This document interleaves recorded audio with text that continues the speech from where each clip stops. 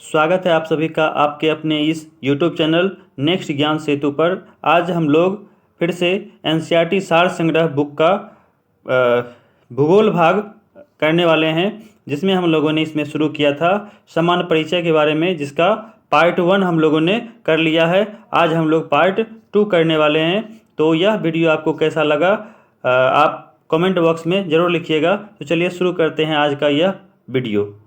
यह है भारत का भूगोल।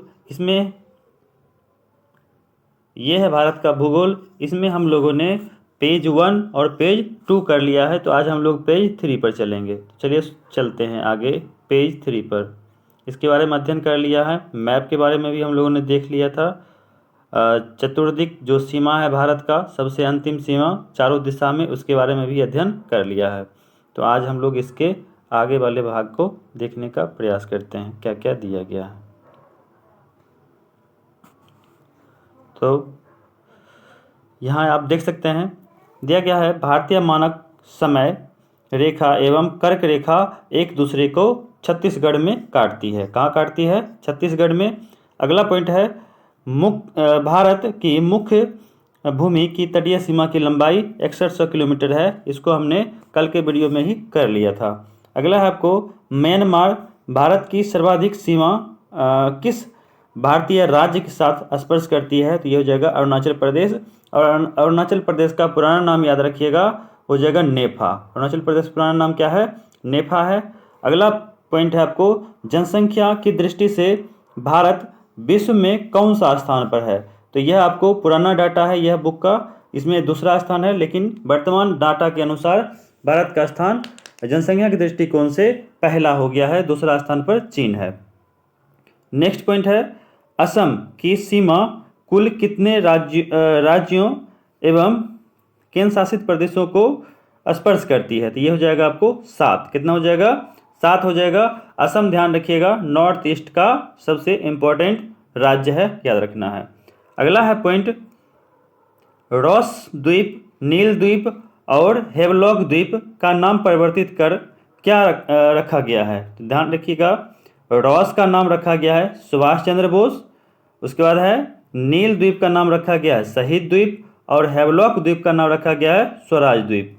अगला है भारत किस जल संधि द्वारा श्रीलंका से पृथक होता है? तो ये हो जाएगा पाक जलडमरू मध्य या पाक जल संधि, याद रखना है।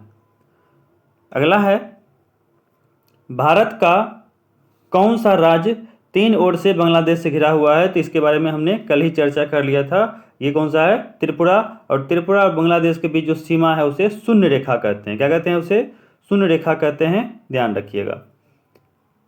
अगला है चैनल से संबंधित है। विभिन्न चैनल क्या कैसे है उसको देख लेते हैं। देखिएगा 9 डिग्री चैनल आपको लक्षद्वीप और मिनीकॉय के मध्य है। 8 डिग्री चैनल मालदीव मिनीकॉय के मध्य है। ग्रेट या फिर महान चैनल सुमात्रा इंडोनेशिया में पड़ता है, और निकोबार जो भारत में है इसके मध्य है। अगला है पाक स्ट्रेट, अभी चर्चा किए थे, भारत और श्रीलंका के बीच है। भारत का तमिलनाडु जो राज्य है वहाँ और श्रीलंका के बीच ये अवस्थित है। अगला है माहिम क्रीक। माहिम क्रीक या फिर निवेशिका, यह एक पतली सी निवेशिका मुंबई में है। अगला है कच्छ की खाड़ी। कच्छ की खाड़ी आपको गुजरात में है, ये पश्चिमी गुजरात में। अगला खंभात की खाड़ी, तो यह आपको पूर्वी गुजरात नर्मदा ताप्ती के मुहाने पर अवस्थित है। अगला है लक्षद्वीप सागर। तो लक्षद्वीप सागर याद रखिएगा, यह लक्षद्वीप और मालाबार तट के मध्य है। मालाबार तट ध्यान रखिएगा केरल के तट को कहते हैं। मालाबार किसे कहते हैं? केरल के तट को। अगला है मन्नार की खाड़ी, तो यह आपको दक्षिण पश्चिम तमिलनाडु और श्रीलंका के मध्य है। अगला है कोको स्ट्रेट या जलडमरू मध्य, इसको याद रखना है। कोको द्वीप जो म्यांमार के कंट्रोल में है, जो पहले भारत का ही हुआ करता था, उसे गिफ्ट कर दिया गया है, और उत्तरी अंडमान के मध्य अवस्थित है। अगला है डंकन पास, तो दक्षिणी अंडमान और लघु अंडमान के मध्य ये अवस्थित है। अगला है 10 डिग्री चैनल, यह अंडमान और निकोबार द्वीप समूह के मध्य है। आगे चलते हैं। नेक्स्ट है विभिन्न देशों के साथ भारत की अंतर्राष्ट्रीय सीमा की लंबाई एवं संबंध राज्य एवं केंद्र शासित प्रदेश, इसको हम लोग देख लेते हैं। तो सबसे पहला देश दिया गया है बांग्लादेश। तो ध्यान रखिएगा, बांग्लादेश का जो है सीमा की लंबाई भारत के साथ सबसे अधिक जो है टच करता है। वो कितना है? 4096.7 किलोमीटर। कितना है? 4096.7 किलोमीटर है। ध्यान रखिएगा, यह रेड क्लिफ रेखा भी जो है आपको बांग्लादेश के साथ भी लगता है। याद रखिएगा, ये रेड क्लिफ रेखा के साथ भी है। उसके बाद जो है 5 राज्य यहाँ पे टच करते हैं बांग्लादेश के साथ। कौन कौन सा है? तो पश्चिम बंगाल हो गया, मेघालय हो गया, मिजोरम, त्रिपुरा और असम। ये आपको 5 राज्य हैं। चीन के साथ भारत का 3488 किलोमीटर है सीमा। कितना है? 3488। ये सभी सीमा की लंबाई ध्यान रखिएगा, ये हम लोग स्थलीय सीमा की बात कर रहे हैं। भारत और चीन के बीच जो सीमा रेखा है उसे हम लोग मैकमोहन रेखा कहते हैं। क्या कहते हैं उसे? मैकमोहन रेखा है। और मैकमोहन रेखा, उसके बाद जो है आपको चीन के साथ लगने वाले राज्यों की संख्या 5 है। कौन कौन सा है? तो लद्दाख, ये केंद्र शासित प्रदेश है। उसके बाद है हिमाचल प्रदेश, उत्तराखंड, सिक्किम और अरुणाचल प्रदेश। अरुणाचल प्रदेश का नाम आपको याद रखना है, पुराना नाम क्या था? नेफा। नेक्स्ट है आपको पाकिस्तान है। पाकिस्तान के साथ हमारा सीमा 3323 किलोमीटर साझा होता है। भारत और पाकिस्तान के बीच जो सीमा रेखा है उसे रेड क्लिफ रेखा भी कहते हैं। ये आपको पता है, पाकिस्तान और बांग्लादेश पहले एक ही देश हुआ करता था, याद रखना है। पाकिस्तान के साथ लगने वाले राज्यों की संख्या 5 है। गुजरात हो गया, राजस्थान, पंजाब, जम्मू कश्मीर और लद्दाख। ठीक है, जम्मू कश्मीर और लद्दाख वर्तमान समय में केंद्र शासित प्रदेश है, ये भी याद रखना है। केंद्र शासित प्रदेशों की संख्या कुल अभी 8 है। कितना है? 8। और राज्यों की संख्या कुल कितना है? 28। अगला है नेपाल। नेपाल के साथ हम लोग का सीमा साझा 1751 किलोमीटर होता है और इससे लगने वाले राज्यों की संख्या 5 है।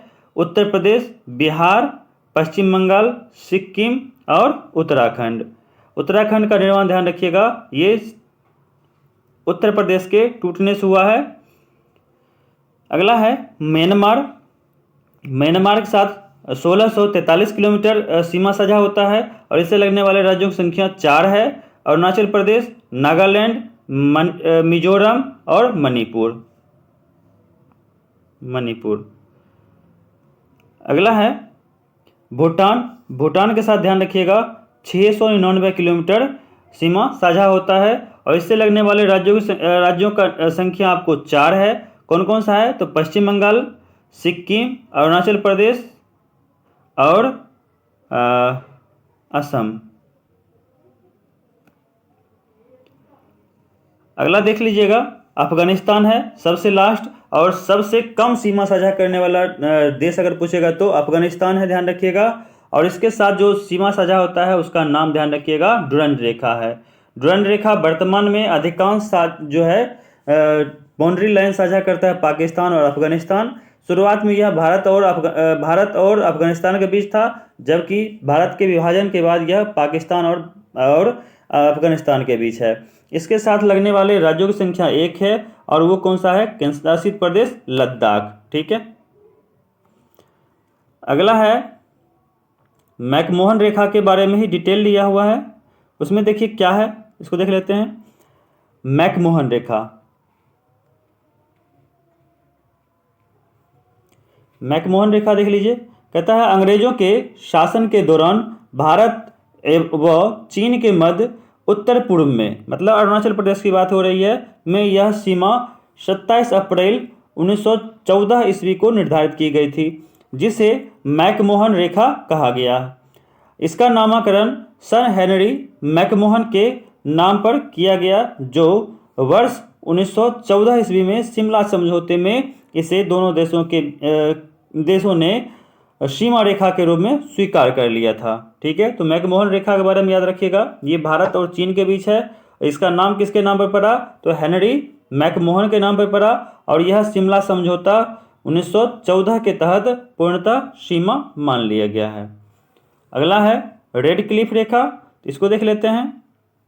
इसमें है विभाजन, मतलब ये भारत के विभाजन की बात हो रही है। विभाजन के पश्चात 17 अगस्त 1947 को भारत व पाकिस्तान के मध्य निर्धारित की गई सीमा रेखा रेडक्लिफ रेखा के नाम से जानी जाती है।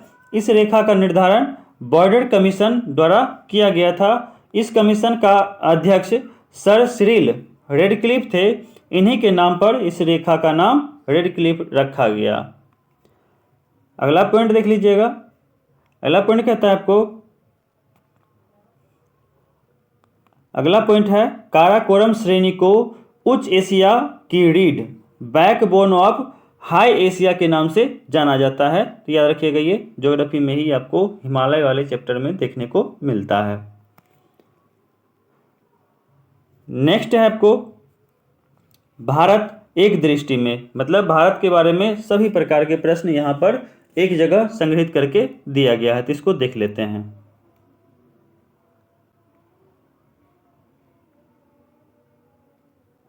चलिए, देश, हमारे देश का नाम क्या है? भारत है। इसका अन्य नाम भी आपको देखने को मिलता है, आर्यावर्त, उसके बाद जम्मू द्वीप, भारतवर्ष, हिंदुस्तान, इंडिया। भारतीय संविधान के अनुसार भारत का नाम सिर्फ दो ही है, भारत और इंडिया। हिंदी में भारत और इंग्लिश में इंडिया। भारत की राजधानी नई दिल्ली है। और नई दिल्ली भारत की राजधानी कब बनाया गया? तो 1912 ईस्वी में। इससे पहले भारत की राजधानी कोलकाता हुआ करता था। अगला है भौगोलिक स्थिति। तो भारत जो है उत्तरी गोलार्ध में अवस्थित है। ध्यान रखिएगा, उत्तरी गोलार्ध। पृथ्वी को दो गोलार्ध में बांटा गया है, उत्तरी और दक्षिणी गोलार्ध।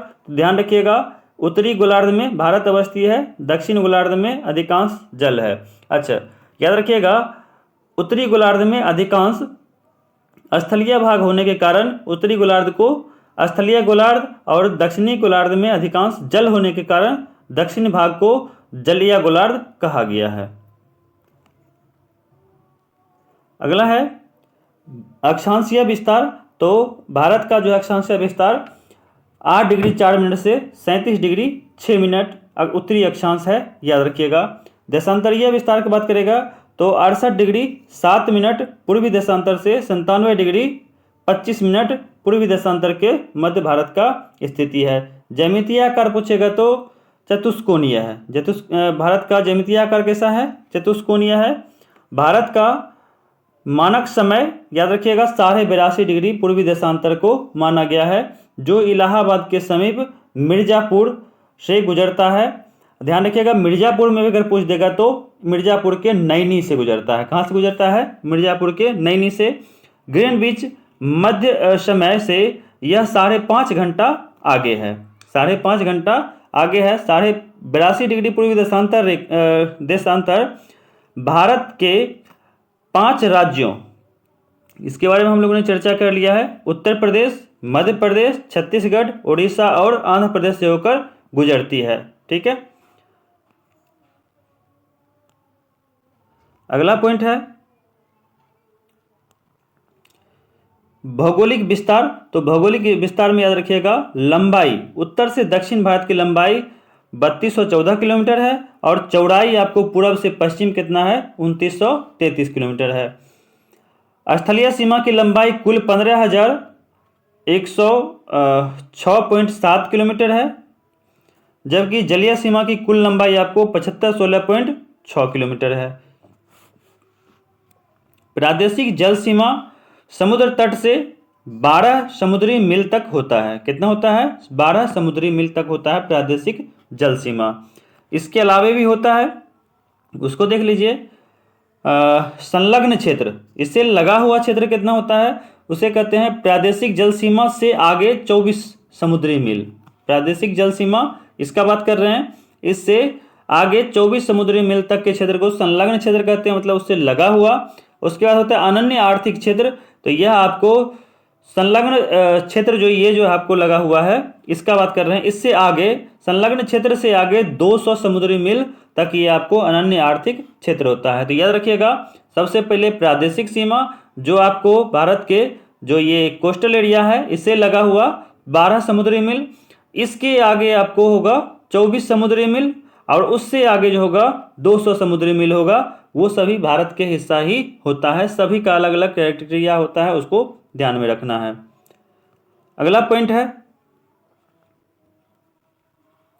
जलवायु, तो जलवायु याद रखना है मानसूनी है। भारत की जलवायु कैसा है? मानसूनी। या याद रख सकते हैं यहाँ पर उष्णकटिबंधीय मानसूनी। ठीक है, उष्णकटिबंधीय मानसूनी। भारत का क्षेत्रफल 32,87,263 वर्ग किलोमीटर। भारत का जो क्षेत्रफल है विश्व के कुल क्षेत्रफल का 2.4% है। भारत का क्षेत्रफल पूरे विश्व के क्षेत्रफल का 2.4% है। और यह क्षेत्रफल की दृष्टि से विश्व में 7वां बड़ा देश है। सबसे बड़ा देश आपको रूस है। सबसे बड़ा देश कौन सा है? रूस है, याद रखिएगा। अगला है कुल जनसंख्या। कुल जनसंख्या याद रखिएगा, ये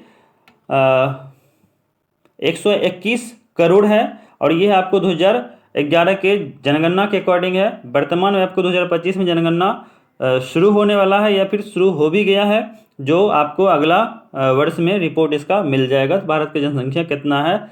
लगभग अन्य स्रोतों के अकॉर्डिंग बात करें तो लगभग 140 करोड़ से 142 करोड़ तक इसका आबादी बताया जा रहा है, भारत का आबादी। और ये कितना ऑथेंटिक है बाद में पता चलेगा। अगला है जनसंख्या की दृष्टि से विश्व में स्थान, तो ये पहला है। पहला स्थान पे आपको भारत, दूसरा स्थान पे चीन। वर्तमान आंकड़ा की बात करेंगे तो यह पुराना आंकड़ा यहाँ पर दिया गया है। ये आंकड़ा भी देखने की आवश्यकता नहीं है, या देख भी सकते हैं।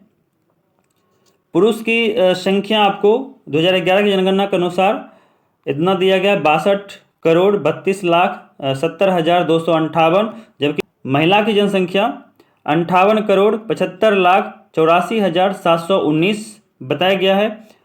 उसके बाद है ग्रामीण जनसंख्या। ग्रामीण जनसंख्या आपको 83.37 करोड़ है, जो लगभग 68.8% है। शहरी जनसंख्या आपको 37.17 करोड़ है, जो लगभग 31.16% है। दशकीय जनसंख्या वृद्धि दर की अगर बात करेंगे तो यह आपको 17.64% है 2001 से 11 तक। देखिए यहाँ दिया गया है 2001 से 11 तक की जनगणना की ये बात कर रहा है। अगर लिंगानुपात की बात करेंगे तो 943 व्यक्ति प्रति मतलब 943 महिलाएं जो है प्रति 1000 पुरुष पर उपलब्ध है। शिशु लिंगानुपात की बात करेंगे तो ये आपको 918 है। मतलब क्या, 1000 लड़के पर 918 जो लड़कियां उपलब्ध हैं। जनसंख्या घनत्व को बात करेंगे तो भारत के जनसंख्या घनत्व आपको 382 व्यक्ति प्रति वर्ग किलोमीटर है। सबसे अधिक जनसंख्या घनत्व वाला बात करेंगे कौन सा राज्य है, तो वो बिहार है। सबसे अधिक जनसंख्या घनत्व वाला कौन सा राज्य है? बिहार है, याद रखिएगा।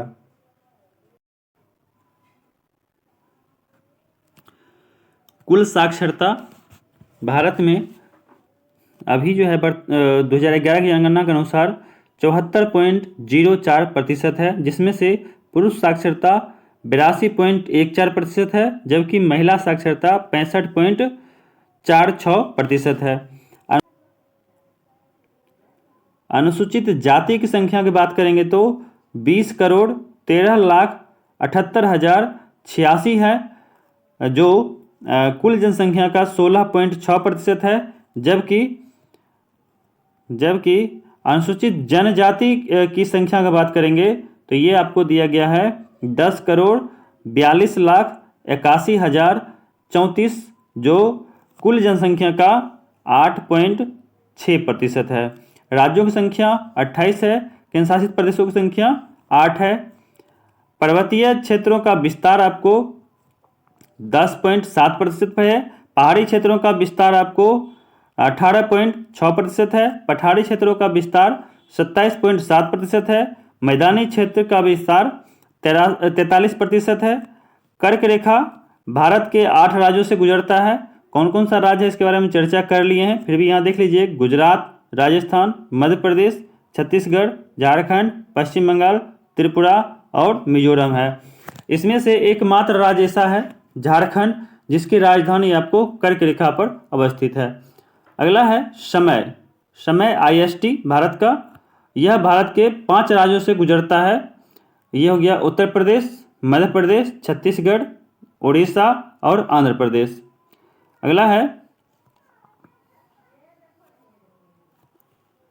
अंतर्राष्ट्रीय सीमा से संलग्न राज्य या केंद्रशासित प्रदेशों की संख्या 18 है कुल।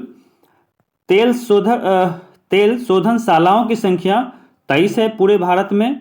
राष्ट्रीय राजमार्गों की संख्या 599 है। बड़े बंदरगाहों की संख्या 13 है।